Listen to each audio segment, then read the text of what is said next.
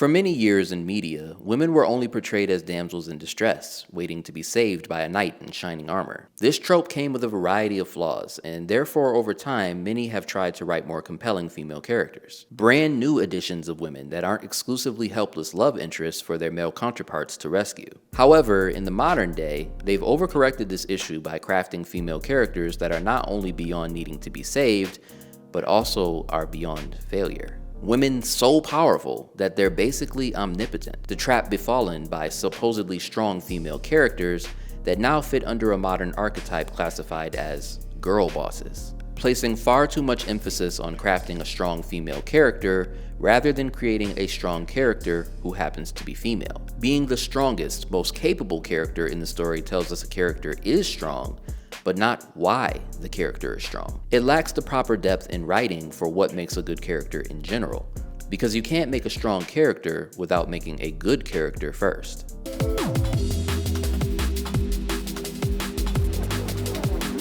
The goal when crafting a character in a story altogether should be to make a character feel real, believable in the sense of someone you could actually picture existing. It's the moments where you, as the viewer, can feel as if you relate to or at least understand the thoughts and motives of the person that you're watching, and that makes them feel like someone that you could actually meet. Human beings are complex. People are imperfect and come with all sorts of flaws. Everyone makes mistakes and everyone is fallible. Every person is an amalgamation of all of their collective experiences, good or bad, triumphs and traumas, stacked upon each other to create their current self. And with the layers of what defines that current self, it is up to each person to work towards recognizing their flaws, healing their inner wounds, and overcoming their shortcomings while remaining imperfect. Essentially, most people quest to grow to become a better person. But in some occasions, someone can lose sight of that goal and take a turn for the worse. Everyone has the capacity to take up the mantle of improvement or allowing themselves to regress. Our actions have consequences, and we cannot immediately be redeemed for our mistakes when we make them. Everyone has thoughts, feelings, and emotions that differ from the next person, even those closest to them, causing for the distinctive portions of our personalities to be brought out with various people closest to us. Forming special cadences in communication in relation to each person we know, to demonstrate these specific aspects of ourselves adjacent to the personalities of others we encounter.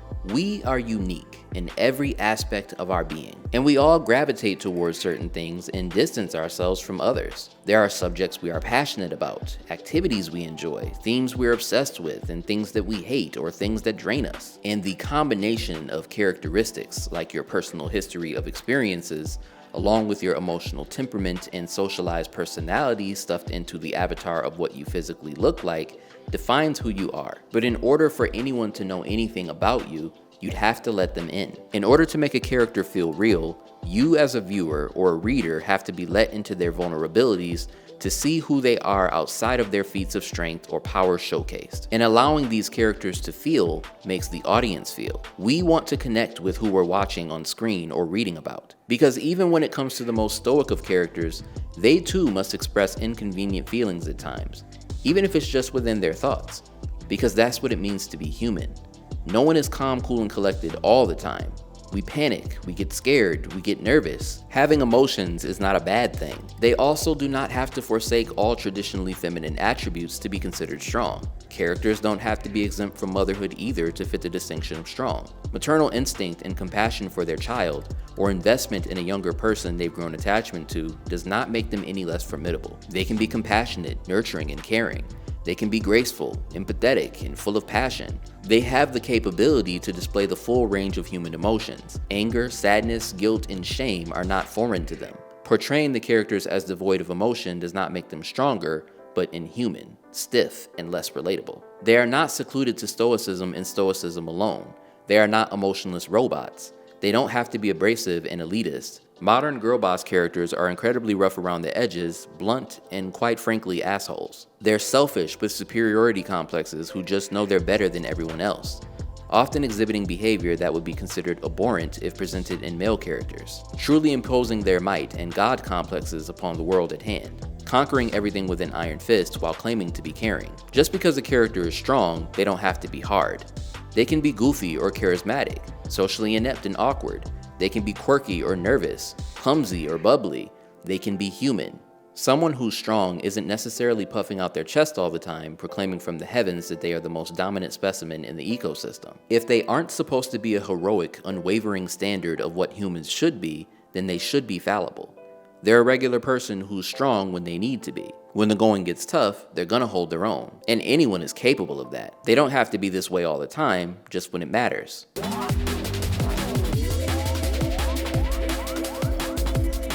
Characters don't have to be the protagonist or even antagonist to be strong. Why? Because a strong character is a strong character. A strong character can be a leader, but they can also play a supporting role to someone else. They don't have to be the one in charge in order to embody strength. Side characters and supporting characters can also be considered strong in their own right. Every story needs supporting characters, and it's possible to write them as fully fleshed out autonomous beings. Side characters should possess their own depth as a person and should go beyond one-dimensional sidekicks with no goals or aspirations of their own. They should feel like a real person with their own introspective perspective on life and ideas on what actions to take that separate them from the characters they support. When written exceptionally well, they will feel much like a protagonist or antagonist in their own story. There's a sliding scale between character design and strength. While some people hear badass woman and automatically think leather jacket and combat boots, or full body leather catsuit, or lean muscle with a military aesthetic, the character doesn't specifically have to fit that mold to be considered strong. There isn't anything wrong with these designs either, but they are not secluded to these motifs and allowed to look however you'd like them to as the writer. Oftentimes their aesthetic can share more about their vibe as a person rather than directly correlating to strength. A character can be as feminine, pink, and frilly as possible and still embody strength. They can be dark and moody, often cloaked in mysteriousness. Stylish, conveying a chic, cool girl persona. Bold and brash with open and direct body language. Loudmouthed and confident. The strong, silent type who's tough on the outside but truly soft on the inside. They can be physically larger with a more commanding presence, or they can be a small, delicate-looking young girl. Whatever aesthetic they are given is not always a direct correlation to how their strength will be portrayed. Their strength isn't always consistently characterized through their physique or costume choice in regards to character design. However, certain subtle visual cues about them can be a dead giveaway of the sort of character you're going to be experiencing. Age is not a hard stop in developing a strong female character either. There's another sliding scale as to what age a female can be while still being defined as strong or badass. Truthfully, it's all inclusive. They can be really young or really old. Although a majority fits somewhere in the middle, their age doesn't necessarily have to affect their strength card.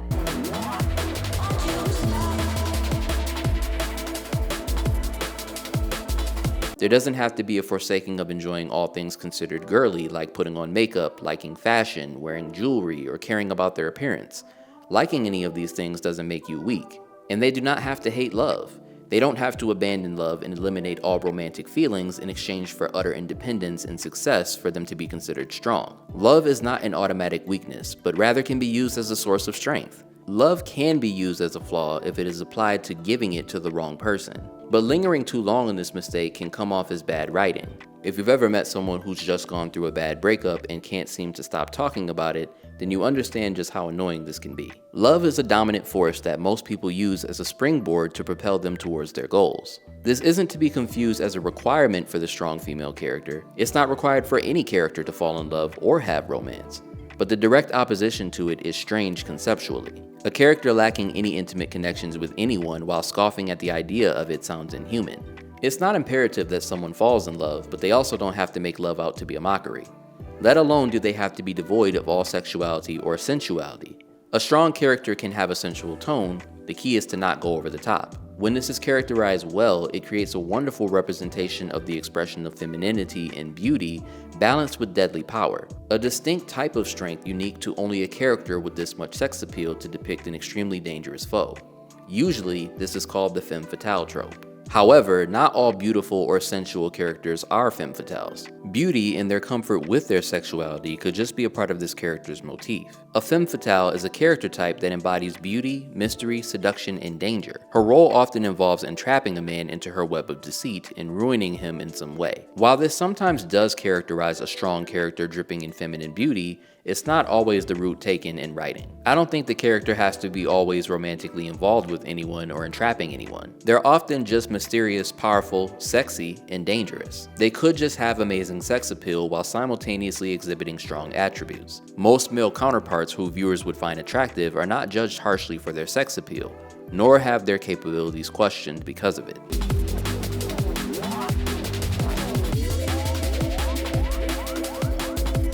Strength and power is not always defined by your physical prowess, nor will it always have to be displayed through brute force. Strength can often be portrayed in ways that we, the viewers, as average people, can identify with. Political power is not inherently physical, but it is a form of power. Social reputation, status, and affluence are forms of power. Manipulation, intimidation, and superior planning are forms of great power when put into the right hands. Greater knowledge, expertise, and skill in a subject can display power. Dominance isn't always displayed by fists or swords. Sometimes it's through greater thoughts. Dominion over the minds of others can be powerful. Endurance, bravery, perseverance, mercy, dignity, intellect, expertise, selflessness, sacrifice, superior technique, assertiveness, leadership, ruthlessness, dominance, being callous, and many other attributes can help to characterize strength in a positive or negative light. Showing a character's compassion and forgiveness towards someone who truly doesn't deserve it is a measure of strength. A character's strength can be showcased by her endurance to suffer through pain. It could be her humility to understand she needs proper guidance and training to better develop her abilities. It could be taking ownership and accountability of her actions and working to correct them. It could be being callous and cold towards antagonistic forces, taking revenge with extreme prejudice. Courage and the guts to stand up and fight when you're in a weaker position and have an extreme disadvantage is much more compelling than an overpowered dominator of all.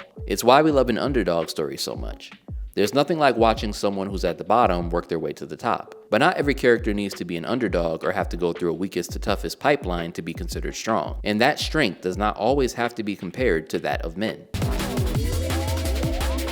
The relationship the character will have with men is a great indicator of how sophisticated in writing or how shallow a character can even be. The girls can do it too ideology shouldn't get in the way of the total characterization. If all of her strength is defined by how strong she is compared to men, then it's wasting potential on displaying her strengths as a testament to itself. She will not have to constantly compete with men, nor will she have to antagonize them to prove she's strong. It's not to say that she can't have any negative experiences or reactions to them, it's that men can't be the sole punching bag for her to display her power through. These characters can coexist with men in a world that doesn't inhabit endless perverts, sexists, and misogynists that are all out to get her. All of the actions of the characters shouldn't be boiled down to woman good, man bad. It's a very flat and weak way to characterize the people in the story. Women are good because they are good and do good things. Men are bad because they are bad and do bad things. That's bland writing with no justification as to why the women are good or why the men are bad. It doesn't give a proper reason, and it just comes off as misandrist. It's not to say that there aren't bad men out there who may want to hurt them,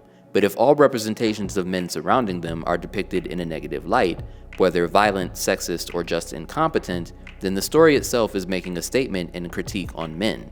It builds the woman up in exchange for putting men down. If her greatness comes at the expense of the belittling of others, is she really that strong, or is the story weak? Will it be that hard to get a feel of what the author's real thoughts are? There can be men that help her, who care for her, who assist her, and treat her with kindness and respect, as well as the men who want to hurt her. If there's no balance, then it isn't realistic. Her entire character doesn't have to be a direct middle finger to men and the issues caused by them. Conflict with men can result in a fight, but the way the fight is written says everything about the character.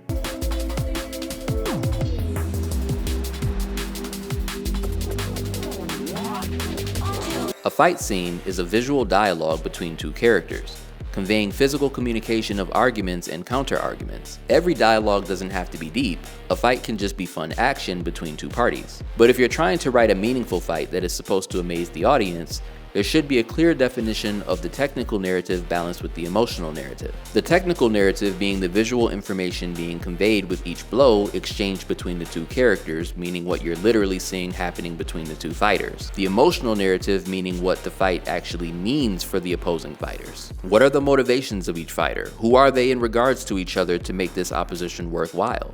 And what are the stakes of winning or losing for each of them? If written well, you're seeing a visual argument portrayed with great choreographed fighting backed with a strong reasoning on both sides for this fight to take place, creating a sense of excitement and keeping you on the edge to learn whose argument was better.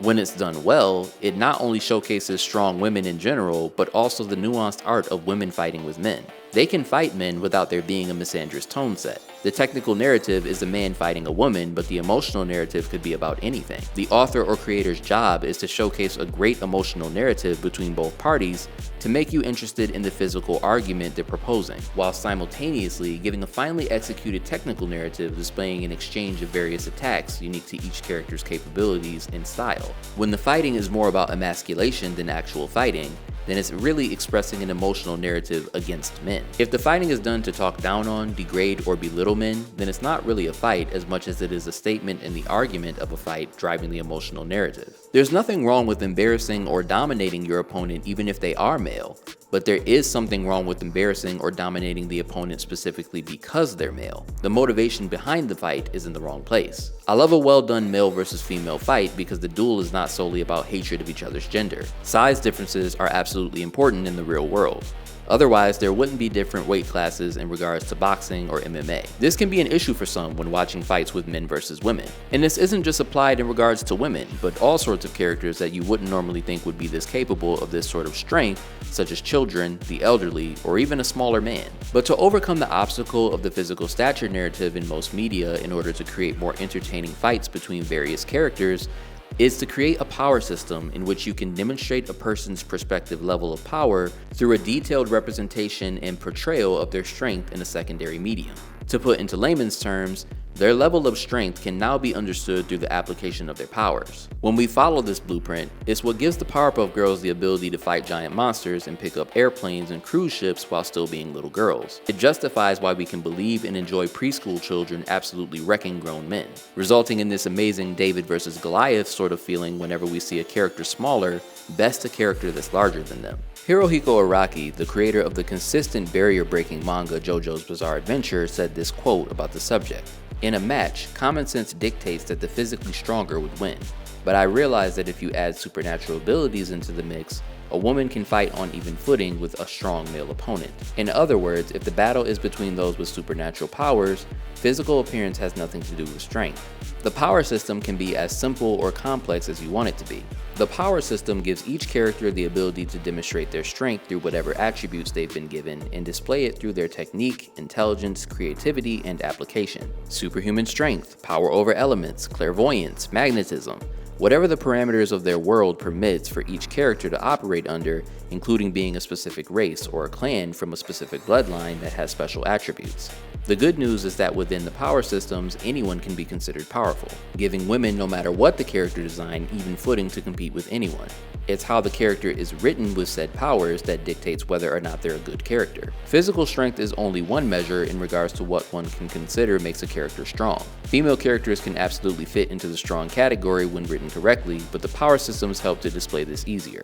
And you don't always have to have every character drenched in a traumatic backstory, a heroic quest, or a villainous plot in order to be portrayed as strong or powerful. Sometimes a character is literally just strong, and you pick that up based on their functions within the story and their world. Every character doesn't have to be deep or taken too seriously, they can be fun while being strong. With all that being said, I'll describe what a strong female character is not.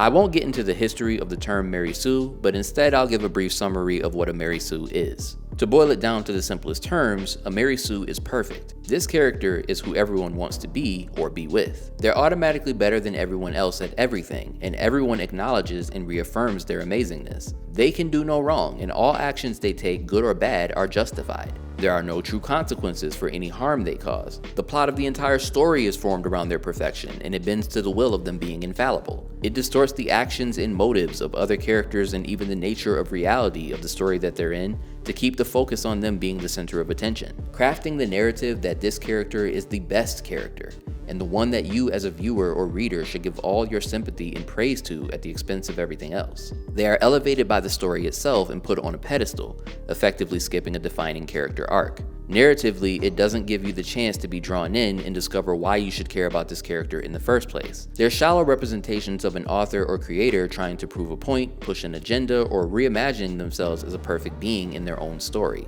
An idealized self-insertion to serve as a form of wish fulfillment. Who they would be in their perfect world if they were all powerful and loved by all. If you could create yourself in a fictional world, why not give yourself all the cool shit? Who cares if you deserve it, and who cares about the other characters? Modern girl boss characters are Mary Sues. And this isn't to say that male characters can't be Mary Sues, there's plenty of them and people dislike them too. The issue is making a character that is too perfect and the center of everything is just bad writing. If they are given powers or powers develop within themselves, they shouldn't automatically know what to do with it and how to control it all. There should be growing pains to showcase a defining character development arc. When there's no fatal flaw to be explored, there's nothing that they aren't good at, and there's no room for growth. And that's boring as hell. It's flat, it's bland, it's uninspiring. The power possessed is unearned, making this character overpowered for no apparent reason. Unearned in the sense of the lack of struggle, or having to expand their prowess on anything in order for a sense of progression to be acknowledged in the first place. If there's nothing for this character to get better at, and they're already the ultimate supreme ruler of the universe from the jump, what makes me want to watch them? And even worse, what makes them relatable? Without any setbacks or failures, how will you as the viewer grow any attachment to them? If they never get beaten or lose, the audience never gets the thrill of wondering how they'll overcome anything. And how would they even potentially lose a fight? Why would we even question or doubt that failure is even an option within their story? What can actually threaten them in their world? There's no actual stakes to be involved if I know for a fact that this character is so strong that there's no one that they can lose to. Nothing that can stop them, and that they'll save the day either way. They're automatically good at everything they do without any proper training or experience. They can pick up the sacred weapon for the first time and wield it better than the former master that spent years training with it, especially if that master was a man. They could don the sacred armor for the very first time and fight on even footing with a literal god without any prior training. They can resist the forces of evil without understanding their full powers. They can repair the ship without ever setting foot in one and fly it better than the owner who's had it for decades. They can develop new technology without even having exposure to it. What are they not good at? This defeats any relatability or meaning within anything they do. Their actions carry no true weight or purpose because they will solve everything. As I said earlier, age is not a hard stop in developing a strong female character, and because of that, Mary Sues are often defined as wonderful their whole life. There's always been something special about them. Child prodigies with the innate gift of superiority via divine providence. Even though most of the time protagonists find a way to win, it's watching the struggle to see how it plays out that makes it worthwhile. The overpowered perfect woman has no flaws, so nothing is really a challenge to them, nor is there anything to truly overcome. And it's why characters that struggle far more and actually often lose are slowly becoming a more treasured sort of hero that people are beginning to champion. The Mary Sue is never on the edge of defeat, and in the moments in which she is given just a small bit of danger to worry about or the stakes are slightly risen, convenient plot armor is given to make her even more powerful to escape the situation and return everything back to status quo. The antagonists that they face are often badly written foils, or walking talking plot devices conveniently placed in their opposition for them to dominate in order for them to appear as valiant. Their problems are not always but often directly tied to their womanhood. It's never personal. She's just being persecuted for her gender. She's not respected for her gender. She's mistreated simply because she's a woman. And when you see her being mistreated, you're supposed to feel bad for her, and the sympathy you give out is actually forced. It's such a cop-out.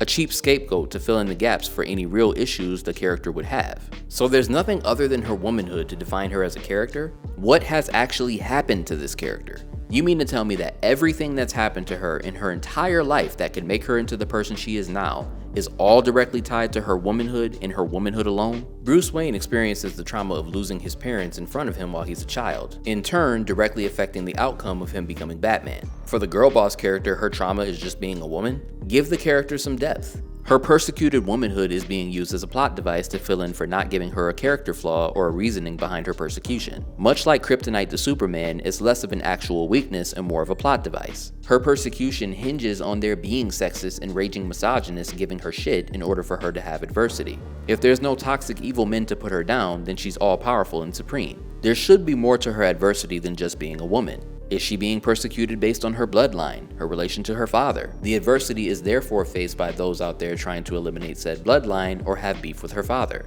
Is there a worldwide extinction level event sort of threat that she must defend herself and others through? Facing adversity from the threat almost in a woman versus nature theme with literary elements. Is she on a quest to get revenge for a fallen comrade? facing adversity along the way from opposing forces that caused the demise of someone she cared about. My point being here that when writing a good character, all of her obstacles are not directly tied to her being a woman. The interaction with other characters should also be balanced. If everyone else around her is useless, what's the point of her having comrades at all? One of the most classic depictions of a proper character arc is for there to be some sort of difficulty for the character to overcome, a weakness they're trying to escalate past, a misdeed to be rectified, some sort of goal to reach and strive toward achieving. This will require growth, a transformation for the character to change, propelling them into the proper level of calibration to handle the goal they're set out to achieve. They have to improve and become better than who they were at the beginning of the story. This usually requires the teaching of someone who is better than the character, someone who will embed their wisdom on them to bring them to a new unprecedented level. In order to be the pupil and then successor, the character must actually train long enough to surpass them. Then and only then will they be ready. But modern girl bosses not only don't need a teacher, but are better than their teachers by virtue of their character. Every strong female character doesn't have to necessarily follow this exact formula, given that a lot of some of the best ones are side characters. However, this formula is not being used to help define the strength attributed to the girl boss characters who are often the protagonists of modern stories. Instead, they're given the narrative of self-actualization, realizing the power was within them all along and the limitations that she has are set on her by others in the story. All she has to do is just let go and let it out.